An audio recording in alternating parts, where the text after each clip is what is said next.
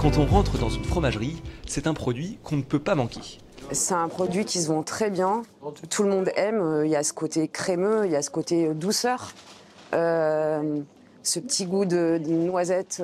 Ce goût unique de noisette et sa texture font du Saint-Marcellin un incontournable des fromages isérois. Là, à l'intérieur, il est magnifique. Il peut être très crémeux, mais il peut être aussi plus sec. Plus on va l'affiner, plus il va être crémeux et plus il va avoir du caractère. Le Saint-Marcellin est produit localement, il est protégé par une IGP depuis 2013. Un cahier des charges strict assure la bonne alimentation des vaches et la gestion des pâturages. Les vaches doivent manger au minimum la totalité de l'année plus de 50% d'herbe. Elles ont un pourcentage de foin qui est à plus de 15% pendant l'hiver. Elles doivent être au pâturage pendant 180 jours dans l'année. Voilà, donc il y a des critères importants pour la production du lait. Et là, vous voyez, c'est la parcelle où elles sont aujourd'hui, c'est la 8e fois qu'elles passent depuis le printemps. Elles ont pratiquement une parcelle d'herbe tous les jours nouvelle.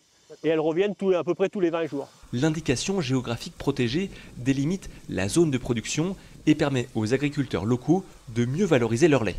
C'est quand même une valeur pour le producteur parce que c'est du lait d'ici qui est transformé ici et qui est valorisé en partie ici, quoi. Tout est local, quoi.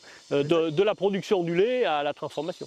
Chez les Ézingeards, on produit du Saint-Marcellin fermier de père en fils. Tout est fait sur l'exploitation à Saint-Just-de-Claye, de l'élevage des vaches laitières à la transformation. C'est le lait de la traite de hier soir et de ce matin. Et là, c'est l'étape du caillage. Là, on transforme entre 800 et 900 litres de lait tous les jours. Après le caillage, il faut mouler les fromages qui donneront au Saint-Marcellin sa petite forme ronde.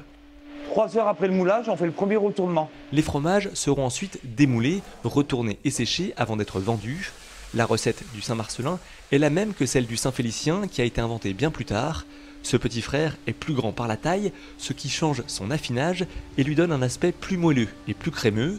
Une commission d'enquête a été nommée et elle se réunira début décembre pour étudier un projet de cahier des charges pour l'IGP du Saint-Félicien afin de protéger à son tour la fabrication du fromage.